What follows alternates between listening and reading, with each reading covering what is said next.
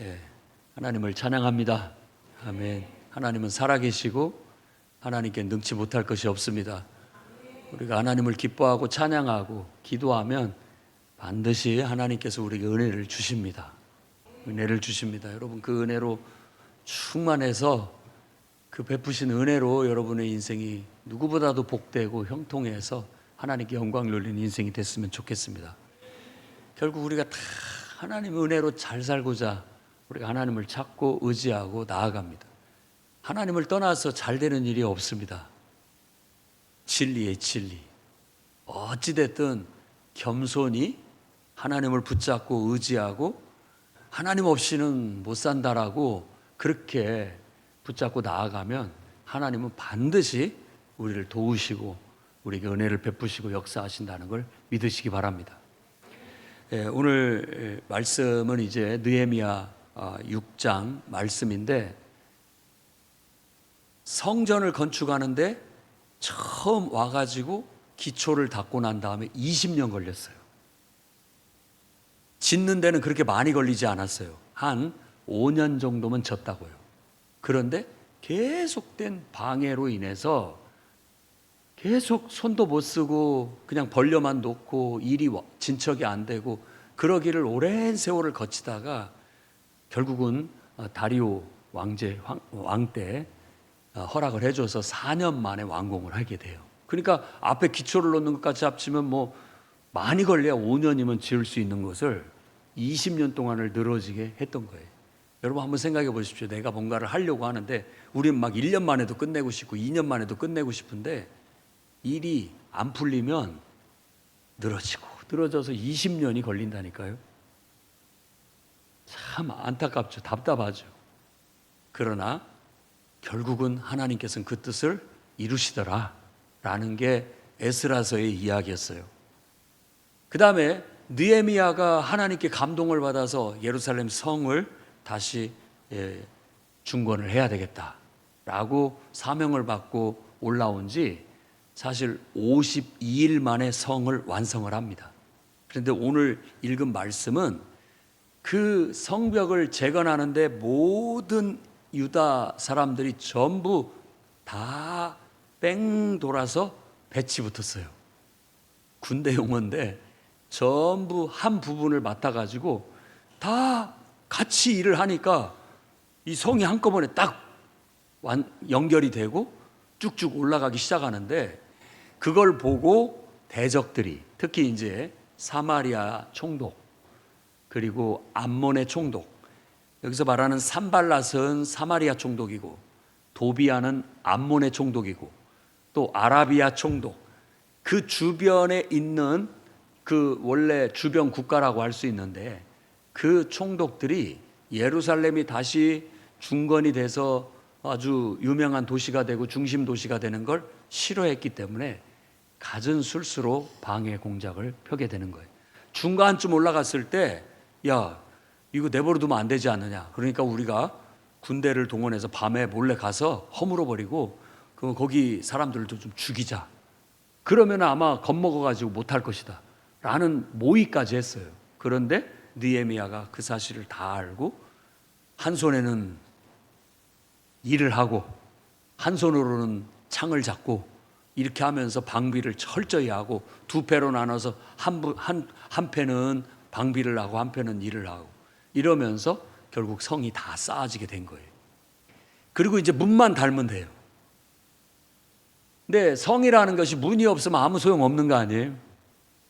이 문만 달면 다 완공이 되니까 이때 또 이 대적들이 작전을 바꿔요.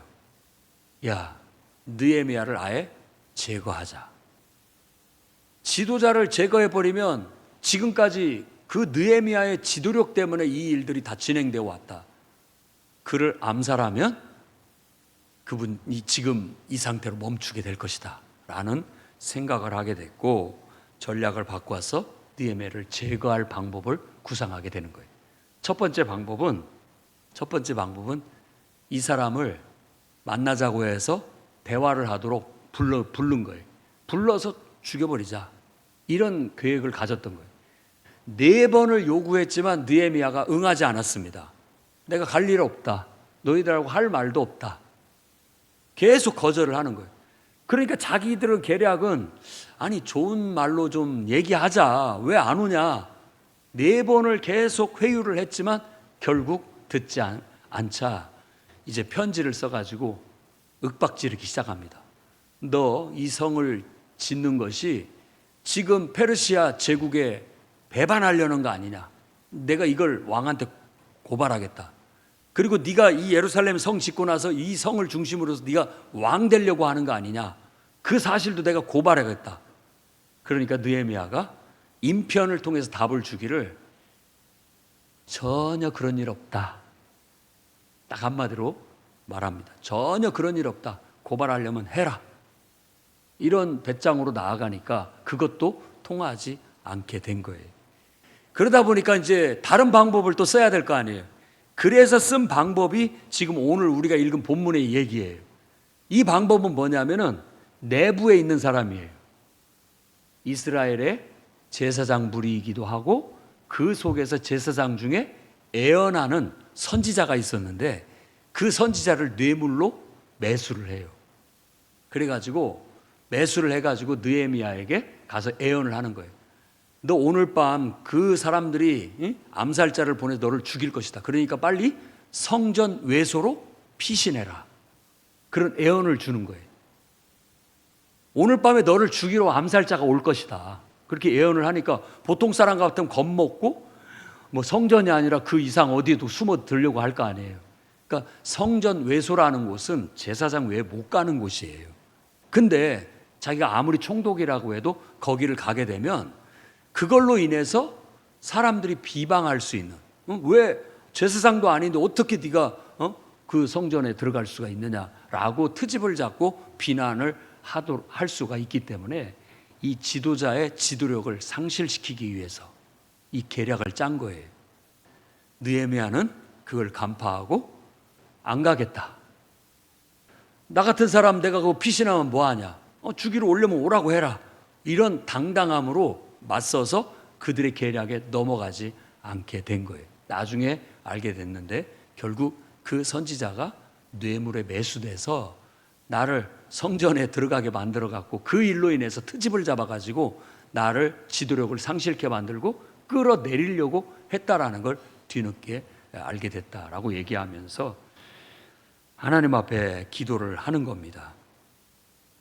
하나님이여 내 손을 힘있게 하소서. 계속 지도자의 지도력을 끌어내리려고 아예 지도자를 제거해버리려고 하는 게 안 되니까 지도력을 잃어버리게 하려는 술수를 쓰게 되는 거예요. 지도자가 지도력을 잃어버린다면 백성들 앞에 비방을 받고 무시를 당하고 지도력이 먹히지 않게 된다면 모든 일이 다 수포로 돌아갈 걸로 생각을 했던 것이죠. 그리고 마지막 쓴 술수는 유대에 있는 귀족들의 집안과 도비아라고 하는 그 암몬의 총독의 집안이 혼인을 맺어요.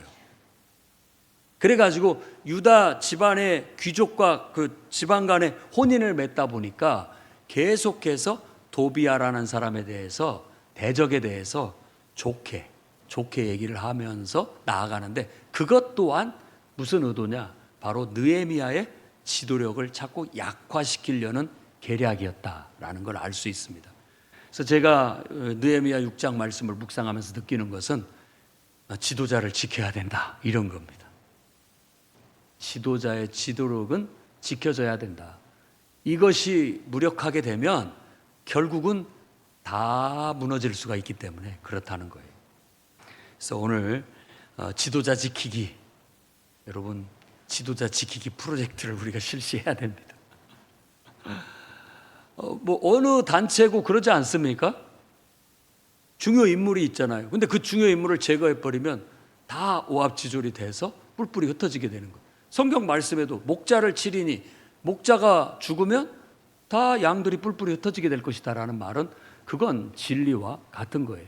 그러니까 이 사람들이 지금 느헤미야라는 지도자를 없앰으로 인해서 자기들의 목적을 달성하려고 하는 그 술수가 꼭 사탄이 수는 술수와 같은 거예요.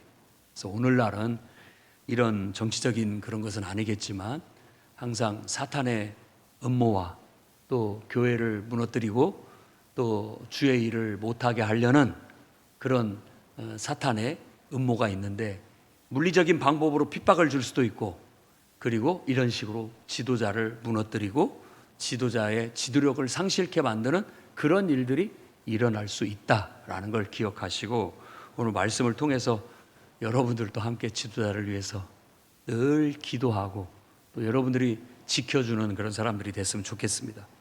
그래서 맨 먼저 첫 번째, 우리는 마지막까지 방심하면 안 됩니다. 이제 성문만 닮으면 되는데 그때 방법을 딱 바꿔가지고 이제 좋은 말로 얘기하자라고 제안을 하는데 그럴싸해요. 야, 그동안 우리가 너무했다, 잘못했다, 이제 성도 다 지어졌는데 만나서 좀 우리 서로 좋게 얘기 좀 하자라고 요구를 했단 말이에요. 그것도 4번이나. 한 번 바빠서 못 갑니다 하면 그만둬야 되는데 4번이나 반복적으로 한 것은 바로 그렇게 그럴싸한 회유를 통해서 오게 해갖고 그를 제거하려는 암살 의도를 가지고 있었다는 걸 알 수가 있습니다. 그러니까 우리가 그럴듯한 어떤 제안을 받거나 또 회유를 받을 때 방심하면 안 됩니다. 거기서 넘어가면 결국 일이 마지막에 끝나는 거예요. 옛날에 우리도 뭐 전설의 고향 이런 거 보면 100일 동안을 참아야 되는데 꼭 99일 날 일이 터지잖아요. 그때 뭔가가 터지는 거예요. 이제 다 됐고 끝에 왔단 말이에요. 성문만 닮으면 되는데 이때 방심을 해가지고 좋은 게 좋다고, 그래야 만나서 우리 좋게 한번 얘기해보자 했다가 그가 암살이라도 당하게 된다면 오히려 성을 완공하지 못하게 되는 그런 불상사가 찾아올 수 있기 때문에 조심해야 된다라는 겁니다. 우리가 신앙생활을 하는 데에도 꼭 방심하면 안 됩니다. 꼭 방심하는 때가 있어요. 잘 나가다가 꼭 그때 일이 터지거든요. 그러니까 마지막 끝부분을 오히려 잘해서 유종의 미를 거둘 수 있도록 해야 되는 겁니다. 그게 중요한 문제예요. 베드로전서 5장 8절과 9절 말씀에 근신하라, 깨어라. 너희 대적 마귀가 우는 사자같이 두루다니며 삼킬 자를 찾는다. 무서운 말이죠. 맹수가 사냥을 하려듯이 살피고 있다라는 거예요. 그러니까 방심하지 마시라는 뜻입니다. 우리가 하나님을 떠나서 사는 것 자체는 사탄의 유혹이고 미혹이에요. 하나님 떠나서 못 삽니다. 그러니까 늘 그럴싸한 이유, 그럴싸한 또 처지, 이런 것들이 우리에게 주어지지만 사탄아, 나는 안 속는다. 그럴싸한 이유로 나를 이렇게 타협하게 만들지만 나는 넘어가지 않겠다 하고 고집스럽게 이 느헤미야처럼 나가야 돼요. 남들이 보면 아유, 우리 총독님께서는 그냥 가서 그 사람들하고 좀 잘 얘기하고 오면 갈등도 없고 다툴 일도 없고 좋을 텐데 왜 안 가시나 라고 생각할지 모르지만 못 모르고 하는 소리예요. 거기 갔다가 결국 암살당하면 그 큰일 나는 거예요. 그렇기 때문에 아예 그런 빌미를 주지 않는 거예요. 틈을 주지 않는 거예요. 그래서 에베소 4장 26절 27절에도 분을 내어도 죄를 짓지 말며 해가 지도록 분을 품지 말고 마귀에게 틈을 주지 마라. 틈도 주면 안 됩니다. 그를 빌미를 줘도 안 되는 거예요. 그런 철저함이 우리에게 필요합니다. 그래서 누가 뭐라고 한다 할지라도 오직 하나님을 바라보고 정말 똑바로 걸어갈 수 있는 그런 태도가 필요합니다. 그래서 우리의 구원을 이루어 나가는 오늘날 성도들도 바로 마지막까지 방심하지 않는 태도가 필요해요. 빌립보서에 바울이 한 얘기입니다. 그러므로 나의 사랑하는 자들아, 너희가 나 있을 때뿐 아니라 지금 나 없을 때에도 항상 복종하여 두렵고 떨림으로 너희 구원을 이루라. 그렇지 않으면 잃어버릴 수 있어요. 우리 구원을 잃어버릴 수 있다고요. 마귀에게 속아 넘어가서 다시 옛날 생활로 돌아가 버릴 수 있어요. 다시 우리가 정말 하나님의 자녀가 되었는데 다시 마귀의 종이, 죄의 종이 돼버릴 수도 있다는 걸 잊어서는 안 됩니다. 방심하면 안 돼요. 나는 그래도 모태신앙이고 믿음 생활을 이렇게 잘하고 있는데 나는 아니겠지. 방심하면 안 됩니다. 베드로도 실족한 적이 있고, 또 유다도 예수님의 12제자인 유다에도 넘어갔습니다. 성경 말씀에 유다의 마음속에 사탄이 들어갔다고 그렇게 얘기해요. 또 베드로한테도 사탄아 내 뒤로 물러가라. 베드로가 사탄이 아니고 유다도 사탄이 아닌데 그가 한 생각이 사탄이 준 생각이에요. 그가 먹은 마음이 사탄이 준 마음이에요.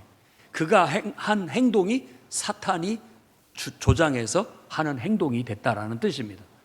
그러니까 자기도 모르게 그때는 뭔가에 씌여가지고 정말 사탄한테 홀딱 넘어가가지고 그 일을 벌리고 나중에 정신 차리고 보니까 내가 잘못했다. 내가 큰 잘못을 저질렀다라고 후회했지만 돌이킬 수 없었다라는 걸 성경이 말하고 있어요.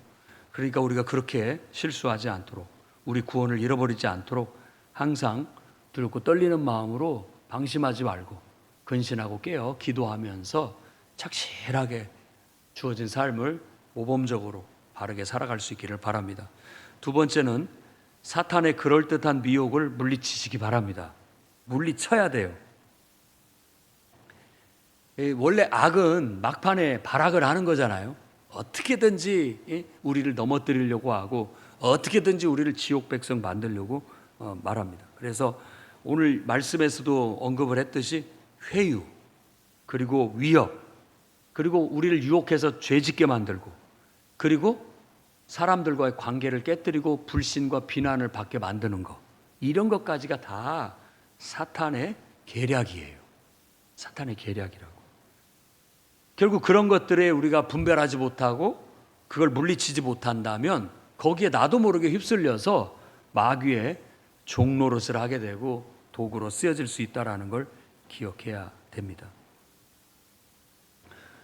사도 바울도 3차에 걸쳐서 전도 사역을 하고 이제 그가 예루살렘으로 돌아가서 로마로 갈 계획을 가지고 예루살렘으로 돌아갈 때 에베소에 있는 모든 교회 지도자들을 다 불러 모았습니다. 그리고 그들에게 하는 얘기가 이런 얘기가 있습니다. 사도행전 20장 29절 30절에 내가 떠난 후에 사나운 이리가 여러분에게 들어와서 그 양떼를 아끼지 아니하며 또한 여러분 중에서도 제자들을 끌어 자기를 따르게 하려고 어그러진 말을 하는 사람이 일어날 줄을 내가 아노라.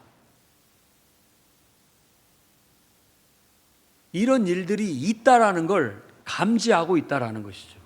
근데 이 사람이라는 게 물론 지도자들끼리도 서로 시기 질투하고 또 어떤 경쟁하고 이러면서 다 막 자기를 따르게 하려는 그런 이기적인 마음과 인간적인 그런 마음들이 있다고요.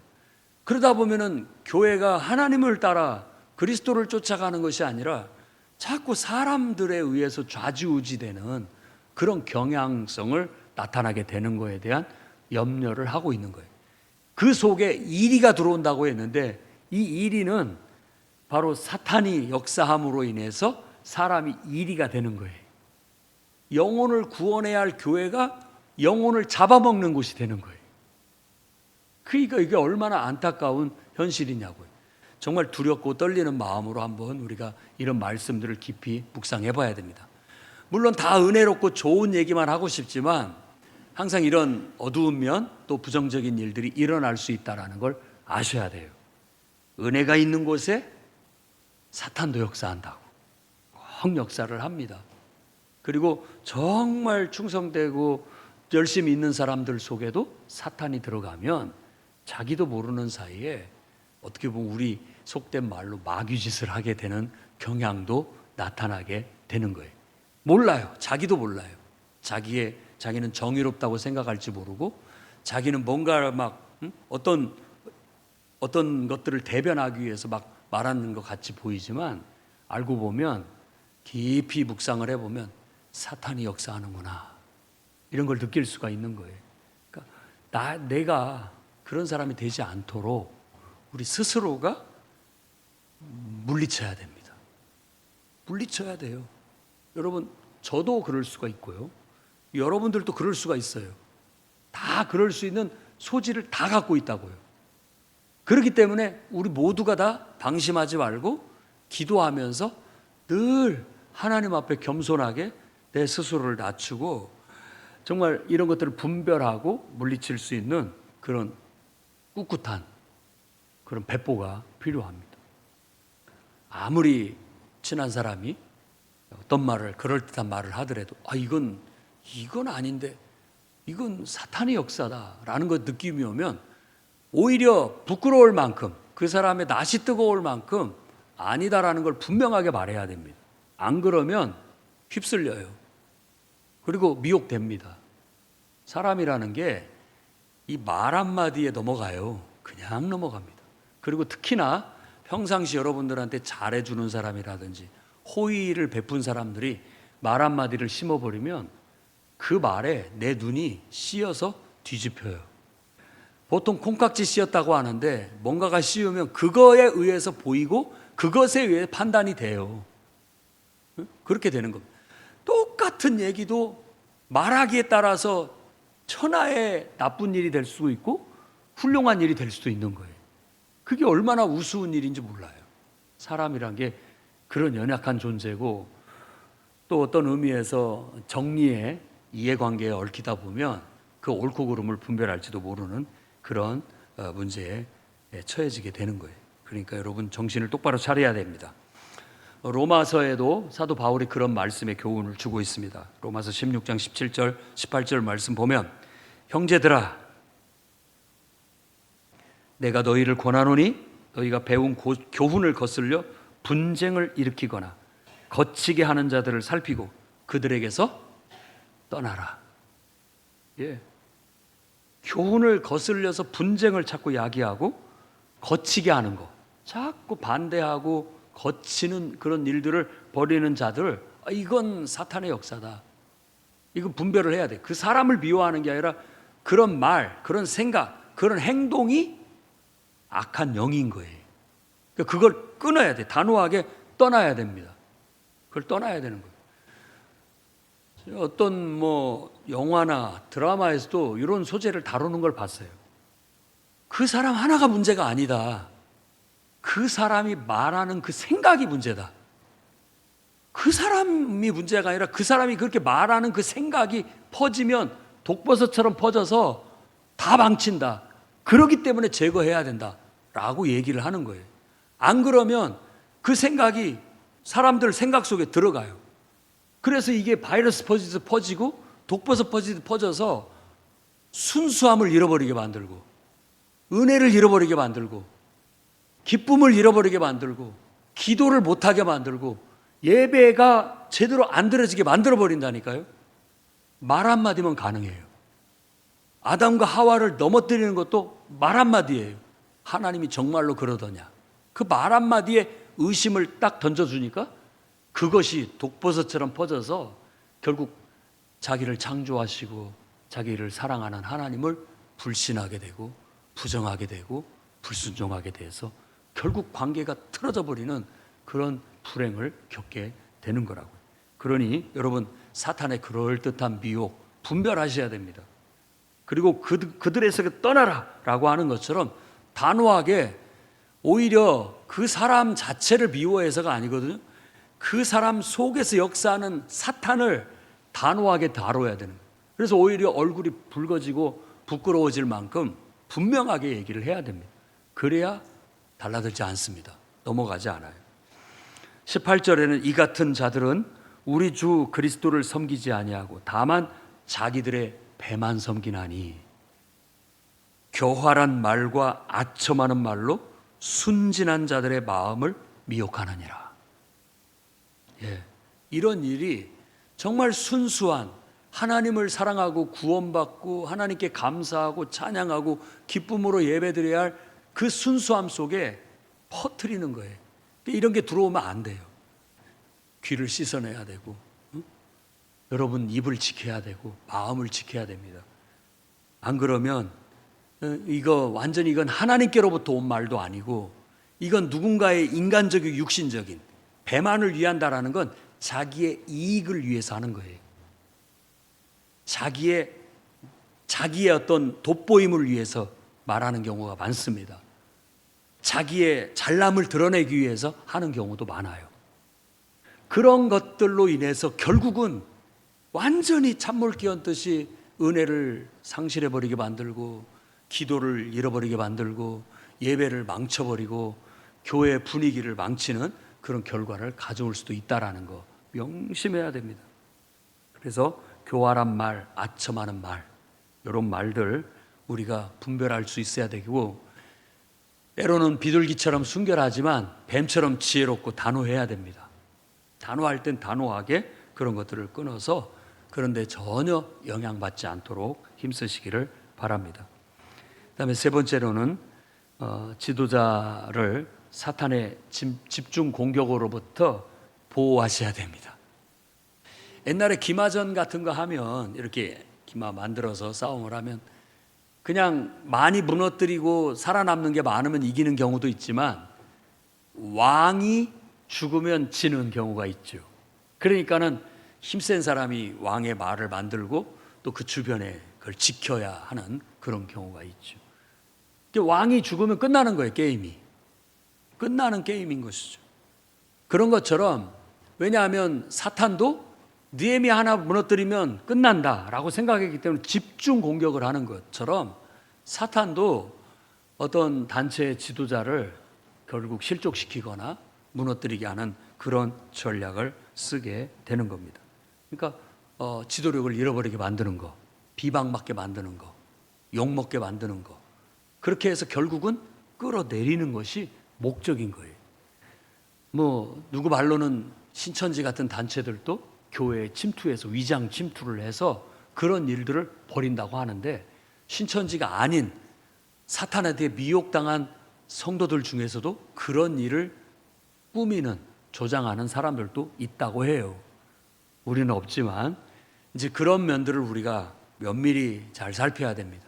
사람들이 다 순수하고 다 하나님을 사랑하고 다 좋은 사람들이지만 어느 순간 뭔가에 그냥 어떤 이해관계에 얽히거나 어떤 문제에 걸리면 그 틈에 사탄이 들어간다니까요. 그러면 사탄이 들어가면 그때부터는 이제 이건 뭔 역사가 일어나도.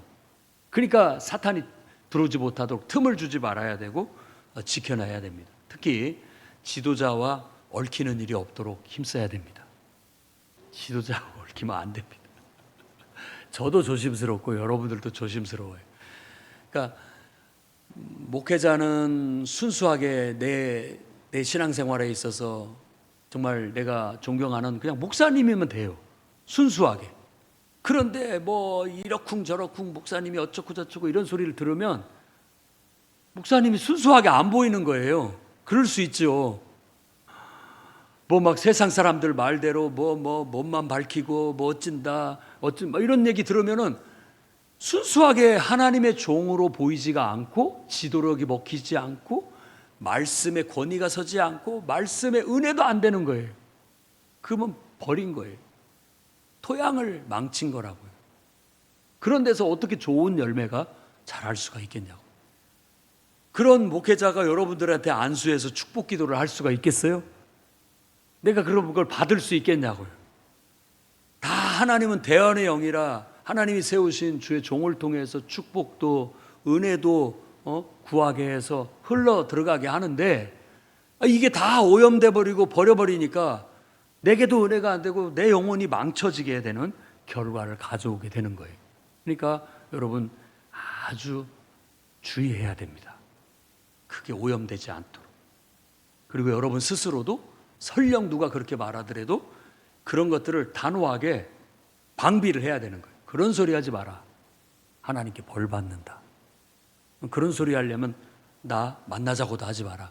이런 분명한 태도가 필요해요. 안 그러고 그랬어 이렇게 하고 보면은 나중에 생각나요. 다 예배 드리는데 생각나고 기도하는데 생각나면 무슨 은혜가 되겠냐고. 다 은혜가 쏟아지는데 그게 딱 가로막아 가지고 은혜가 안 되는 거예요. 그럼 누구 손해냐고요. 내 영혼의 양식을 먹고 은혜를 받아야 사는데 이게 딱 막아버리니까, 사탄이 가라지를 딱 심어버리니까 안 되는 거예요. 능력도 안 나타나고 기적도 안 나타나고 삶에 어떤 은혜도 없고 기쁨도 없고 그런 삶을 우리가 왜 살아야 되겠습니까? 여러분, 정신을 차리고 깨어나야 됩니다. 그런 소리 하지 마라. 그렇지 않다. 네가 잘못 알고 있다. 그런 소리 하려면 나 만나자고도 하지 마라. 분명히 선을 그어야 돼.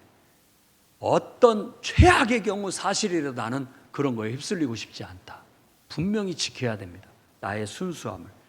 그래야 지도자도 보호가 되고 그 지도자를 통해서 하나님이 일하시는 일도 성공적으로 이루어지게 되고 하나님의 은혜도 축복도 역사도 일어나게 되는 거예요. 여러분, 정신을 차리십시오. 너무 비둘기같이 순진하게만 해갖고는 잘못하다가는 여러분들에게 틈타는 일이한테 당할 수 있어요. 그러니까 정신을 똑바로 차리고 깨어 기도하고 어떤 여러분 나름대로의 신성함, 신앙생활에 있어서 넘지 말아야 할 선은 넘으면 안 되는 거예요. 딱 그건 보호를 해야 되는 거예요. 왜 법궤는 만지지도 말라고 했고 그 성소에 그 속죄제 피를 가지지 않고 들어가면 다 즉사예요. 그렇게 하나님께서 구약에 예시를 주셨느냐? 그만큼 신성함은, 우리 신앙생활에 있어 신성함은 깨지면 안 된다는 뜻이에요. 그거 깨지면 재앙이 임합니다. 그 깨지면. 그것이 깨지면 내게 좋은 일이 있을 수가 없는 거예요. 천하 없는 대의 명분을 갖다 붙여도 아닌 건 아니에요. 아무리 우사가 법궤가 떨어지려고 해서 내가 법궤를 붙잡기 위해서 만졌다 할지라도 즉사예요. 그건 즉사예요. 아무리 정당한 이유를 갖다 붙여도 죽는 건 죽는 거예요. 거룩함을 침범해서도 안 되고 손상해서도 안 된다는 거예요. 제가 뭐 특별한 사람이라고 여러분들이 정말 여러분이 저를 존경하고 하나님의 종으로서 인정하고 그저 머리를 조아리고 또 기도도 받고 하겠습니까? 나 때문이 아닌 거예요. 하나님이 내 안에서 일하시고 역사하시는 것 때문인 것이죠. 하나님 때문인 거죠.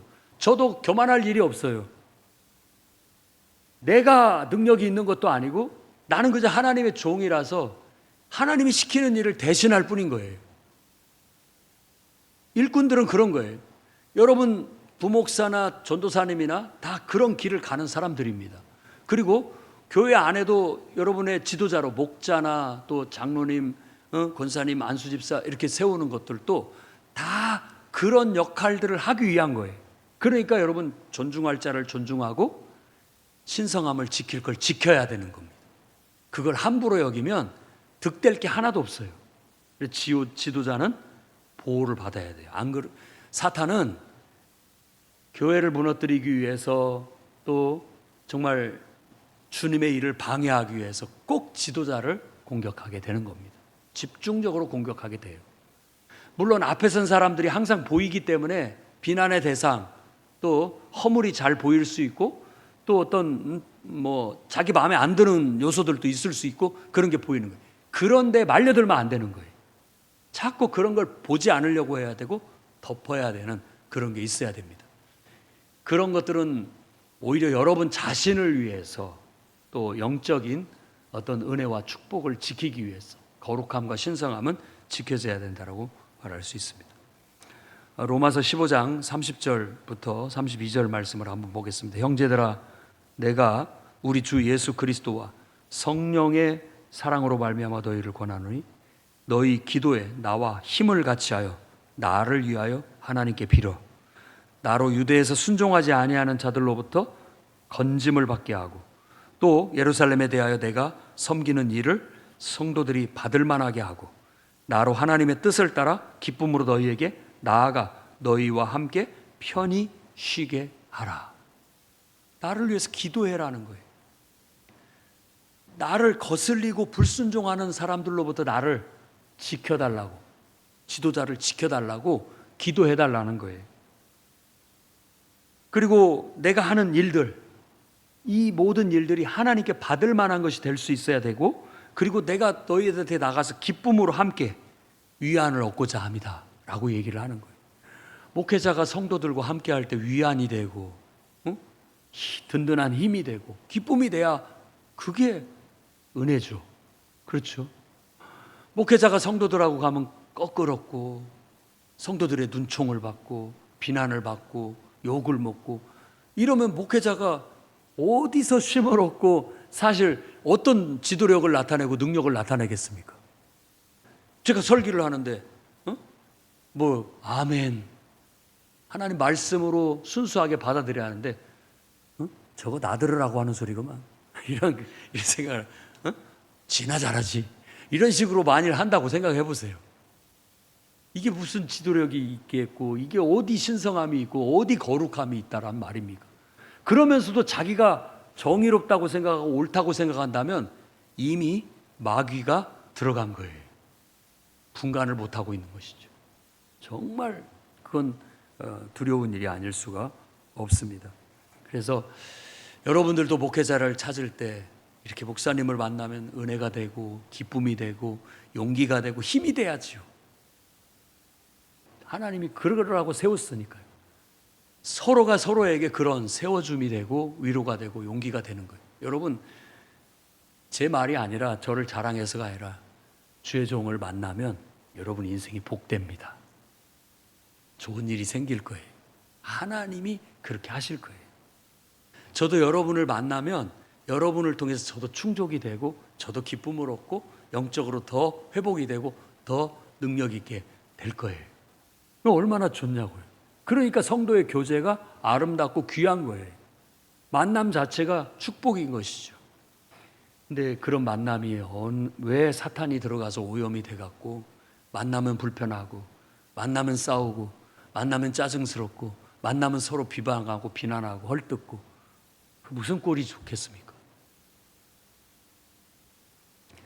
앞에 서서 일하는 사람들을 여러분 가능한 한 비난하지 않기를 바랍니다. 하나님의 일을 한다고 하면 잘하든 못하든 마음에 들든 안 하든 지지해주고 기도해 주십시오.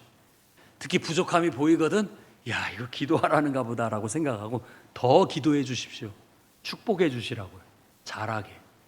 그러면 여러분에게 복이 될 거예요. 여러분에게 복이 될 겁니다. 또 히브리서 13장 18절 19절 말씀을 보면 우리를 위해서 기도해라. 우리가 모든 일에 선하게 행하려 함으로 우리에게 선한 양심이 있는 줄을 확신하노니 내가 더 속히 너희에게 돌아가기 위하여 너희가 기도하기를 더욱 원하노라 라고 그렇게 얘기합니다. 목회자의 마음은 늘 성도에게 있는 거예요. 여러분들은 어떻게 생각할지 모르지만 목회자의 마음은 늘 성도에게 있는 거예요. 그들을 축복하고 싶고 그들이 잘 되기를 바라고 모두가 형통하기를 바라고 하나님의 은혜를 받고 축복을 받아서 잘 살기를 바라는 마음인 거예요. 그걸 위해서 만나고 싶고 그걸 위해서 복 빌고 싶고 그걸 추구하는 게 목회인 거예요. 그렇게 해주기 위해서 내 몸을 희생할 수 있다면 그렇게라도 하고 싶은 게 목회자의 심정인 것이죠. 그 마음이 이 내용 속에 담겨 있다고 봐요. 그러니까 너희들도 나를 위해서 기도해 줘라 라고 지금 얘기하는 거예요. 서로가 그렇게 우리가 함께 목회자와 또 성도의 관계 속에서 정말 은혜롭게 하나님을 섬기면서 잘 된다면 감히 사탄이 틈타지 못하고 우리 속에 역사하지 못하리라고 믿습니다. 왜? 알고 있어요. 사탄이 역사할 것을. 그리고 이건 사탄의 역사라는 걸 알아요. 그러니까 아예 그걸 오늘 말씀처럼 딱 끊어내고 단호하게 대처하니까 풍요로운 교회는 마귀도 못 건드리는 교회다. 이렇게 느껴질 수 있게 돼야 되겠고 정말 한 사람 한 사람이 다 깨어 기도하고 정말 신성함과 거룩함을 지키니까 틈이 없다. 정말 틈이 없다. 그들의 믿음은 참 순수하고 아름답다. 목회자를 중심으로 해서 똘똘 뭉쳐서 한 마음이 되어 있으니까 우리가 어떤 술수를 써도 먹히지 않는다라고 마귀가 오히려 실패하고 패배하고 돌아서는 그런 성도와 교회가 되기를 주의 이름으로 축원합니다. 기도하겠습니다. 거룩하신 주님, 오늘도 주의 말씀을 통해서 우리에게 큰 교훈을 주셔서 감사합니다. 항상 방심하지 않고 깨어 기도함으로 마귀가 틈타지 못하도록 방비하게 해 주옵소서. 그럴듯한 감언이설로 또 교활한 말과 아첨하는 말로 순진한 순수한 우리의 마음을 유혹한다 할지라도 지혜롭게 분별해내게 하시고 단호하게 사탄아 내 뒤로 물러서라 라고 우리가 방비할 수 있도록 인도해 주시옵소서. 주님, 우리에게 허락하신 영적인 지도자를 지켜주시옵소서.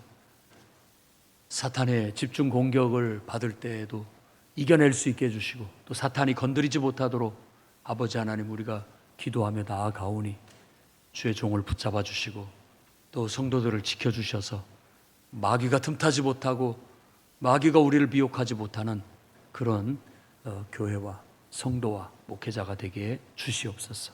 예수님 이름으로 기도드립니다. 아멘.